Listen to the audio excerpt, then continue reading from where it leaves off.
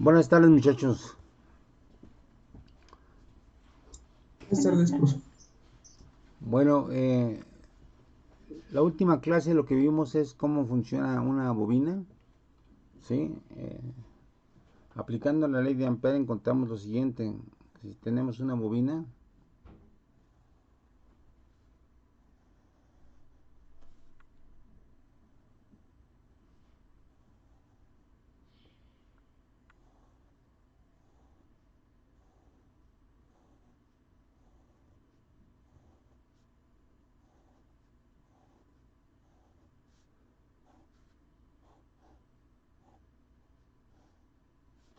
entonces tenemos una bobina, tenemos que tiene una longitud L, tiene N vueltas,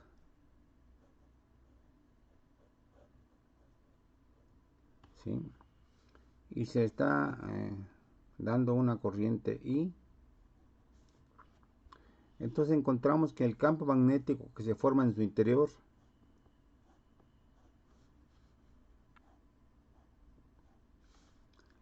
es muy aproximadamente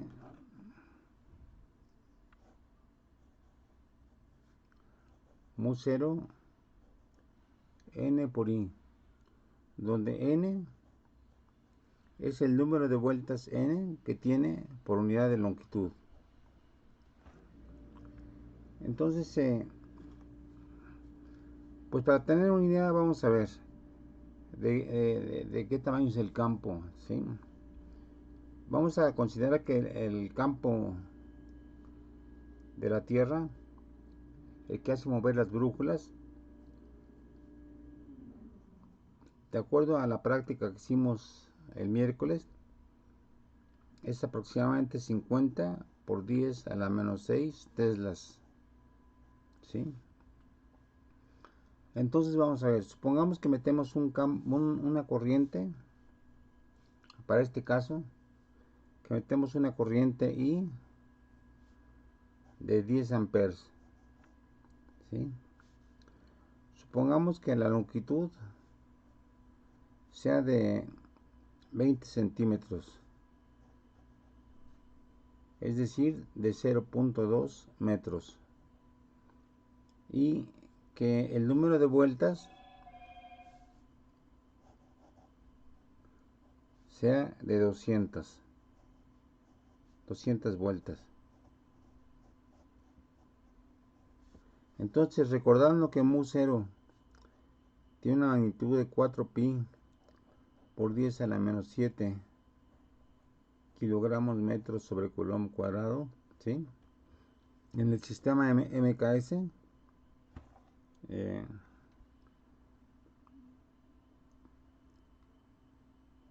perdón, a ver, vamos a ver qué unidades tiene.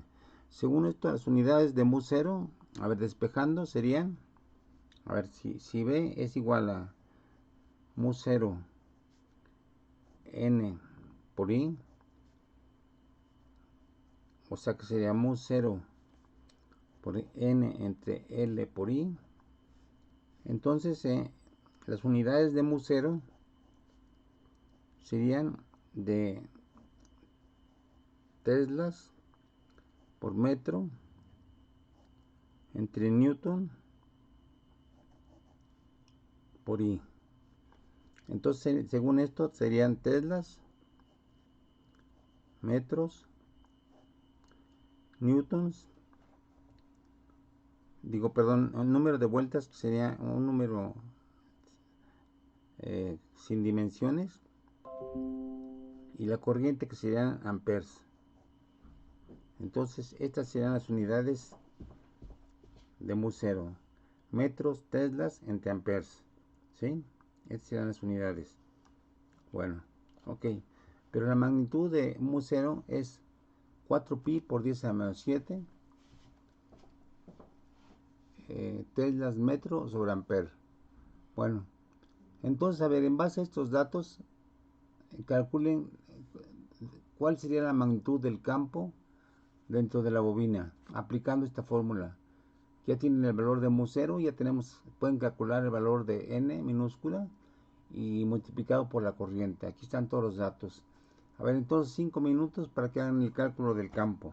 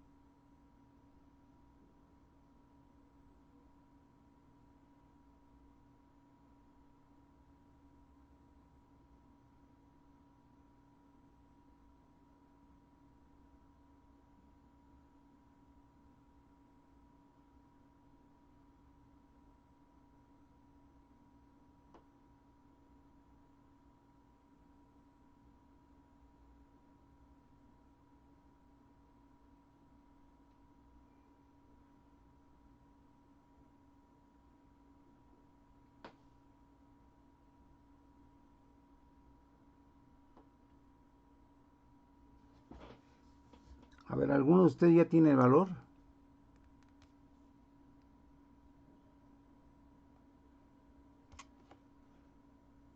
Yo, profe, A ver, me quedó que eran 0.012 teslas.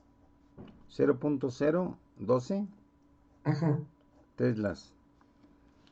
Bueno, entonces sería 1.2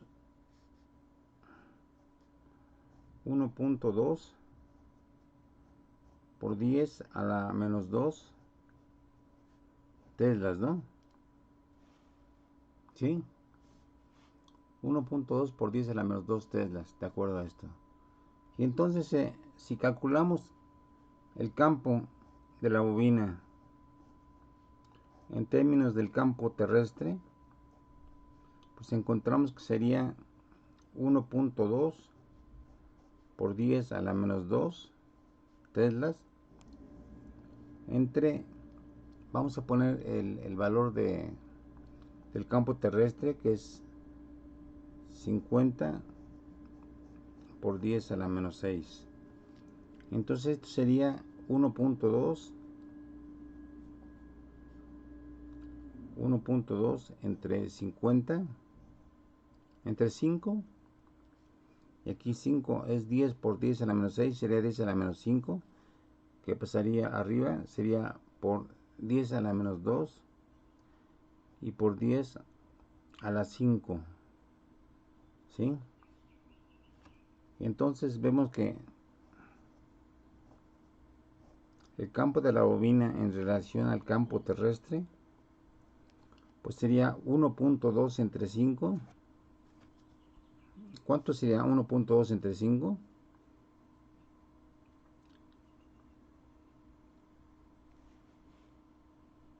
A ver, calcúlenlo. 0.24. 0.24 por 10 a la 3, ¿sí? o de otra manera sería 2.4 por 10 a la 2, ¿no?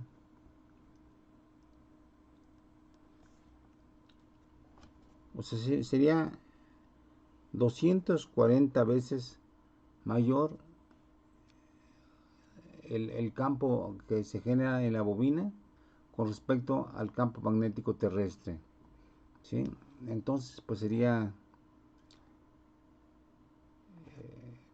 un campo bastante grande en comparación al campo magnético terrestre, ¿sí?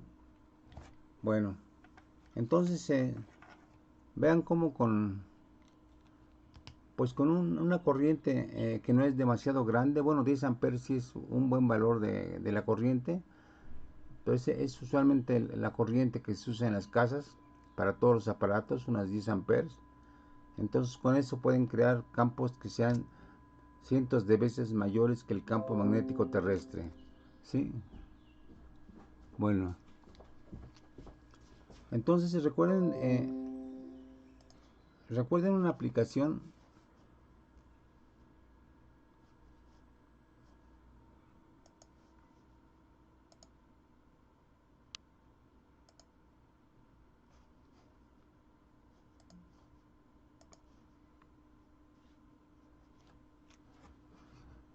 Recuerden que una de las aplicaciones de esto, de este campo magnético que se crea dentro de la bobina, es que se convierte, debido a este campo magnético, se convierte en lo que se conoce como un electroimán, ¿sí? Por ejemplo, pueden aquí salir las líneas como si fuera un imán y aquí meterse, ¿sí? Esas son las líneas del campo que están aquí saliéndose, aquí entrar metiéndose, y esto es lo que se conoce como un electroimán,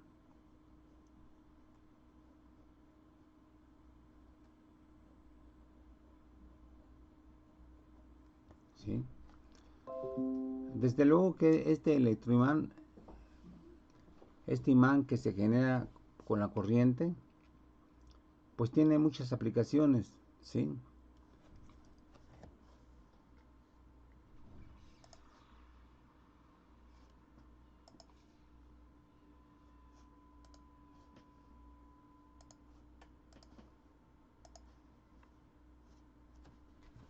Tiene muchas aplicaciones.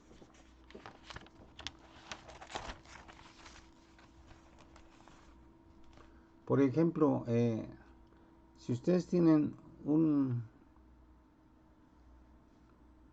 una bobina así,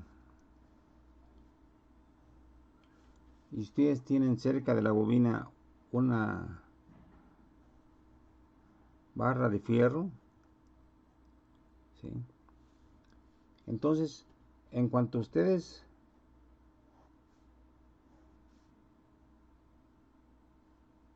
conecten la bobina a un voltaje, ¿sí? Cierran el switch, ¿qué va a pasar en ese momento? A ver, ustedes díganme, este es un metal, es fierro, ¿sí? Es una placa de fierro,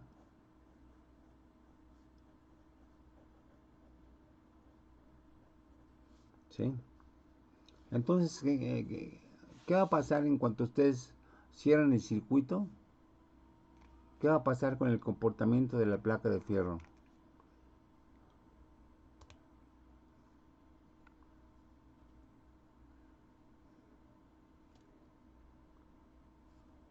A ver, en cuanto ustedes cierren el switch, el interruptor, ¿qué se va a crear dentro de la bobina? Bueno, por de pronto en el circuito, ¿qué es lo que va a recorrerlo?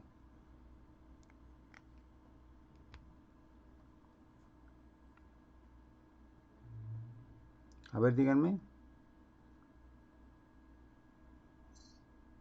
Pues se generaría un campo magnético, ¿no? Y ese atraería la plaquita de fierro. Sí, exactamente. Entonces se cierra la placa y entonces pues es una forma Este movimiento de la placa puede tener mucha utilidad. Por ejemplo, imagínense que ustedes tienen una placa así fija y luego tienen otra placa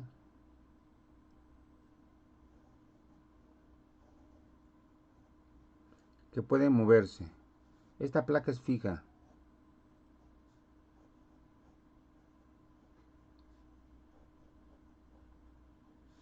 y esta puede girar, ¿no? Girar en cuanto ustedes la pongan delante de puede girar en cuanto ustedes pongan un campo magnético generado por este electroimán. Entonces, en este caso, dejen mejorar la imagen.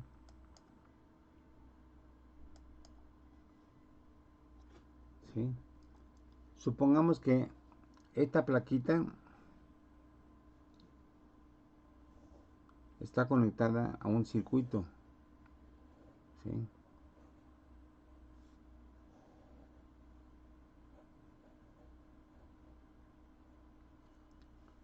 Entonces ustedes cuando a través del campo magnético hacen que esta plaquita como esta se mueva hacia la izquierda, entonces va a haber un momento en que va a hacer contacto con esta placa fija, que es de metal.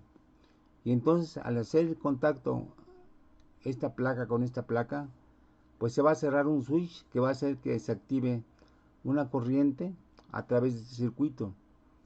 Entonces esto es lo que se llama usualmente como un relevador, ¿sí?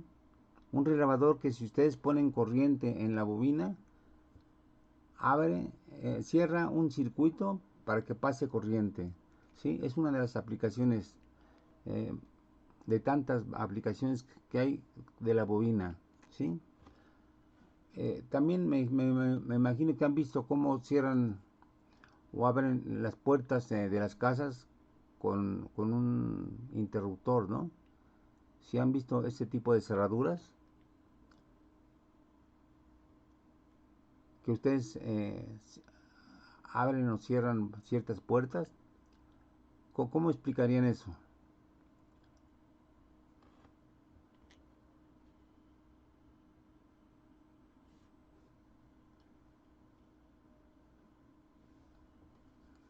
Supongamos que tienen esta abertura,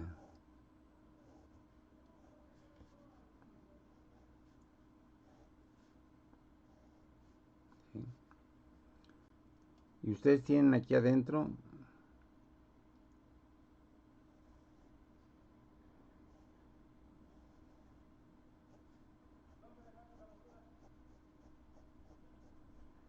una placa de metal y aquí tienen una bobina.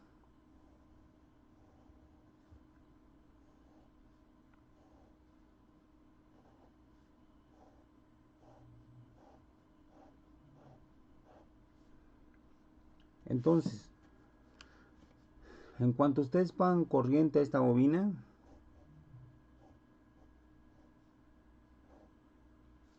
¿qué va a pasar con esta plaquita de metal?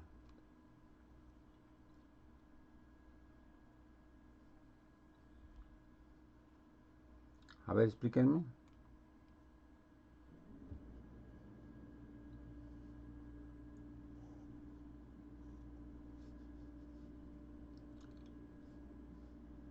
A ver, cierro el switch. ¿Qué se crea dentro de la bobina?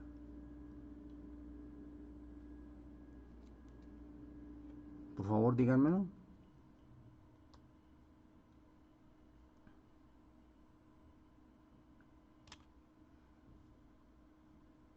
Por favor.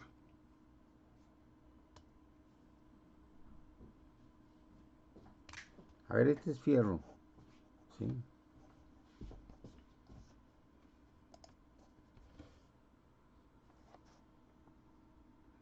Sí, se crea un campo magnético. ¿Y ese campo magnético qué efecto tiene sobre esta barra?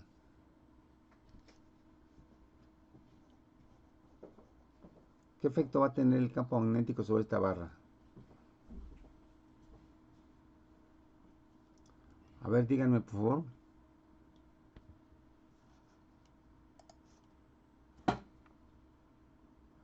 la trae, exactamente, la trae. Y entonces puede destrabar, si esto está agarrado a una puerta, pues quita la cerradura y la puerta ya puede abrirse, ¿sí? Es otra de las aplicaciones de estos electroimanes, ¿no? Y desde luego que los efectos más impresionantes de esta de estos electroimanes son cuando con unos imanes, con unas bobinas, perdón, ustedes pueden eh, generar campos magnéticos muy intensos.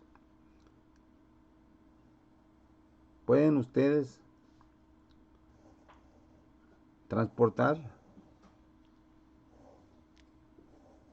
bloques que incluso llegan a pesar toneladas, ¿eh? ¿Sí? Pero para eso tendrían que tener un campo magnético, pero muy intenso, es decir, utilizar corrientes muy altas, ¿sí? Pero con esas corrientes muy altas ustedes pueden eh, acoplar la bobina a una grúa y entonces transportar este tremendo bloque, ¿sí? Transportarlo de un lado a otro con ayuda del campo magnético, ¿no? Bueno, eso es lo que se usa a menudo para transportar grandes cargas, aplicar campos magnéticos que atraigan a la carga, ¿sí? Bueno, como ven, es muy diverso el tipo de aplicaciones de las bobinas, ¿sí? No sé si quede claro, ¿sí? Que el efecto del campo magnético pues es atraer materiales ferromagnéticos y los pueden jalar y a través de, si ustedes jalan un metal, pues pueden cerrar circuitos eh, o abrir cerraduras o transportar cargas gigantescas, ¿no? ¿Sí? Por ejemplo, que ustedes pueden imaginarse que tienen una grúa gigantesca, ¿sí? Aquí tienen su bobina y aquí tienen la carga que van a mover con la grúa, ¿sí?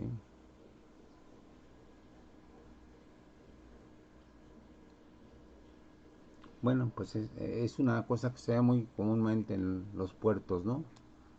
Los barcos utilizando este tipo de recursos, ¿sí?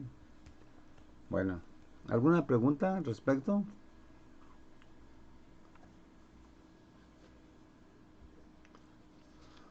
Bueno, pues vamos a pasar bueno, algo que se me estaba pasando decirle. Miren, el campo magnético es una fórmula que se deben aprender. Es mu cero n entre L por I, ¿sí? Bueno, desde luego que ustedes pueden ampliar la magnitud del campo magnético amplificando la corriente, ¿sí? Bueno, pero también pueden poner un número de vueltas muy alto en una longitud pequeña. También es otra forma de intensificar el campo magnético. Pero también pueden incluso variar esta constante de permeabilidad y pueden pasar manteniendo la misma bobina,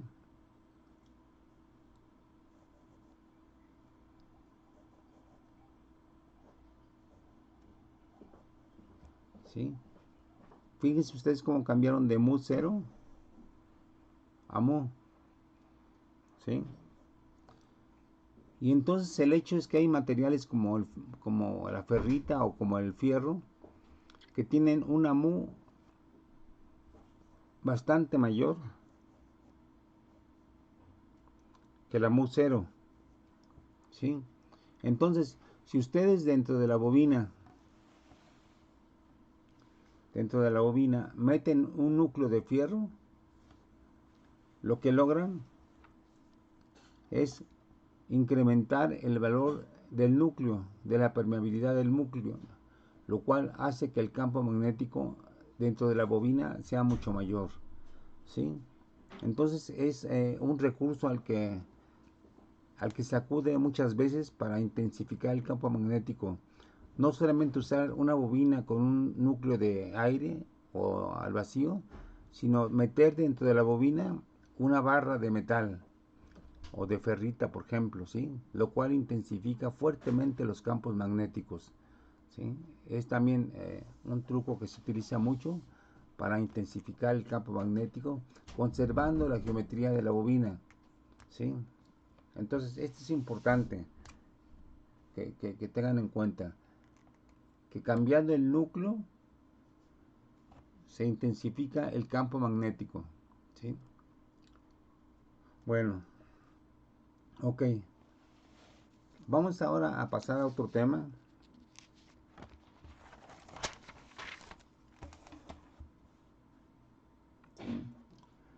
que es la ley de Biot-Savart.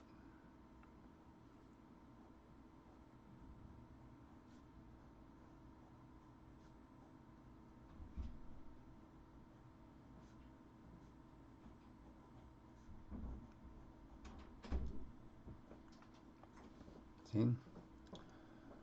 Bueno, pues esos dos científicos son franceses. Y bueno, vamos a recordar lo que es la ley de Ampère aplicada a una línea de corriente, ¿sí? Entonces lo que vimos las otras clases es que alrededor de esta línea de corriente, ¿sí? Si la corriente va para arriba, alrededor de la corriente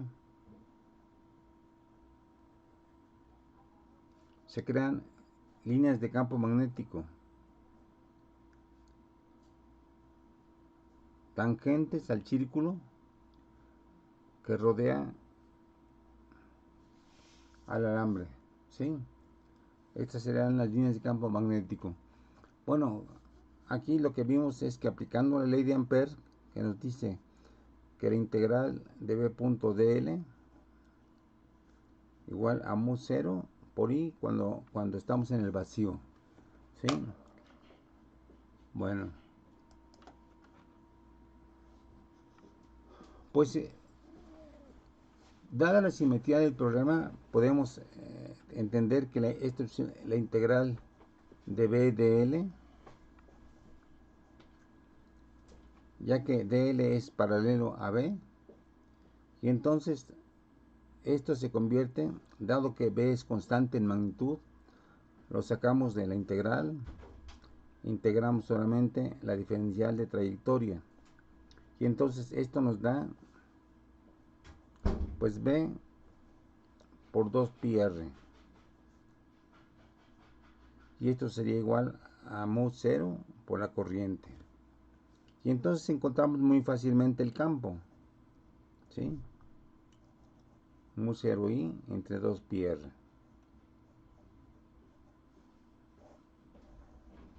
Entonces eso nos puede crear la apariencia de que es muy fácil calcular el campo dada una corriente, ¿sí?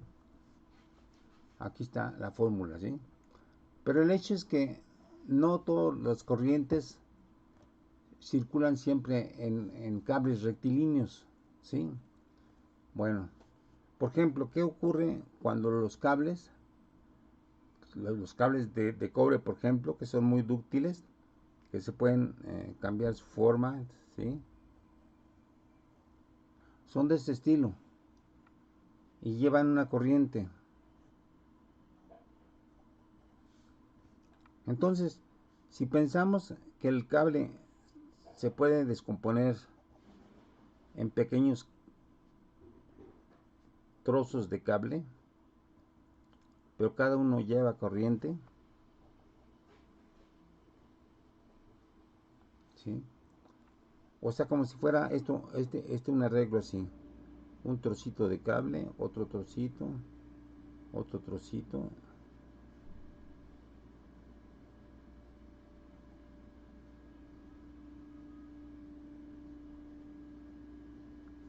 ¿sí? Así sería el cable.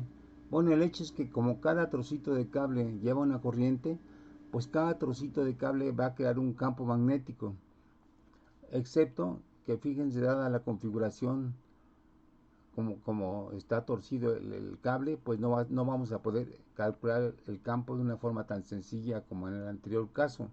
Entonces supongamos que nos hacemos la pregunta de cuál es el campo en este punto P, ¿sí? Evidentemente que este campo aquí va a ser la suma de el campo producido por este trocito de cable más el campo producido por este pedacito de cable, etcétera, etcétera. O sea, va a ser la contribución de los diferentes segmentos diferenciales del cable largo. Ajá. Bueno, eso justamente es lo que nos indica la ley de Biot-Savart.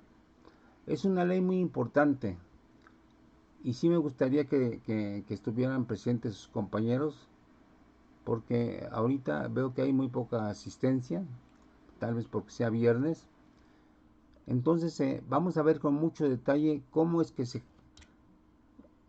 se calcula el campo en este punto para una configuración pues que no es nada lineal de los cables de corriente, ¿no? ¿Sí? Bueno, para que visualicen el efecto del campo magnético dentro de una bobina, les puse en Classroom, en la parte correspondiente a teoría, la liga con el experimento de la brújula dentro de una bobina. Ese experimento lo hicimos en laboratorio, pero muchos de ustedes pues no estuvieron en esa clase de laboratorio, ¿sí? Entonces les recomiendo que a través de la liga visualicen cómo se genera campo magnético dentro de una bobina y cómo se puede torcer una brújula de tal forma que podamos calcular el campo magnético, ¿sí? Bueno, entonces nomás voy a adelantar cuál es la fórmula de Biot-Savart, ¿sí? Supongamos que tenemos este pedacito de cable, ¿sí? Que lleva una corriente en esta dirección. Vamos a poner aquí un DL.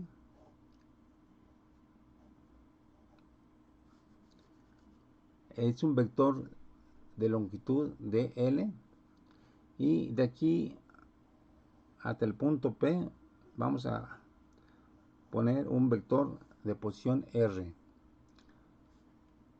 Bueno, en cuanto esta sección se termine, seguiremos viendo el próximo martes para que esta ley tan importante la puedan, bueno, tenga una asistencia mayor.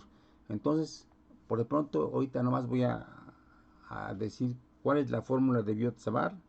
Es que la diferencial de campo producido por este pedacito de alambre es igual a mu 0 entre 4pi por dl cruz r entre r cúbica, ¿sí?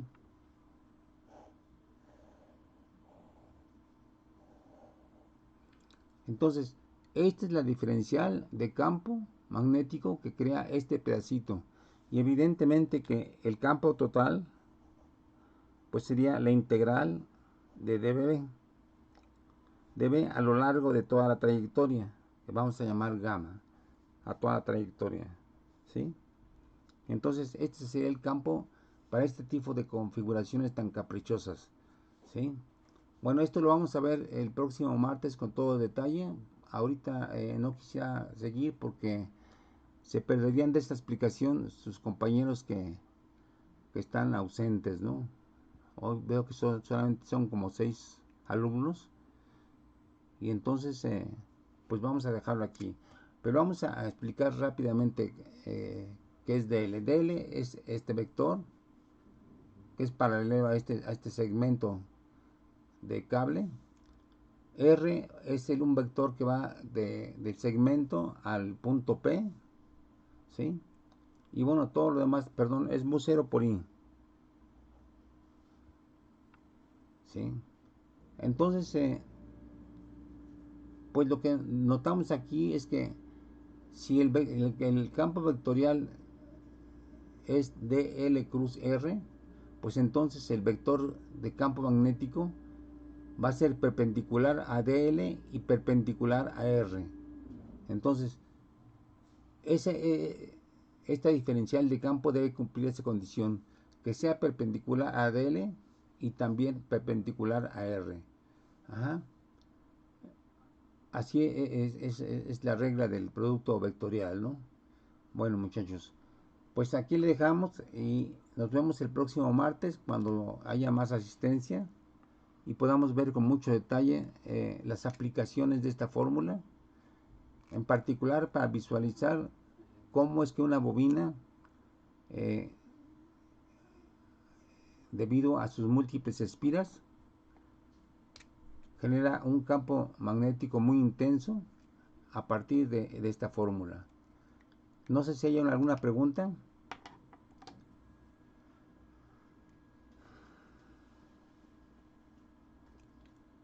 A ver, por favor. No, ¿Sí? ¿Sí? ¿Qué pasó? no, no, profe. Bueno, ninguna duda. Ajá. Bueno, entonces la próxima clase vamos a aplicar esta fórmula a casos físicos concretos y vamos a ver comportamientos pues bastante interesantes, eh, como por ejemplo el hecho de que dentro de una espira circular,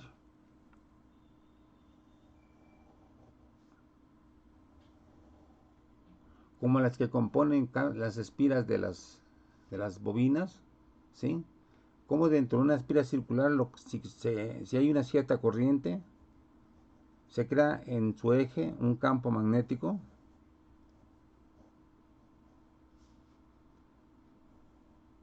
en esta dirección, ¿sí?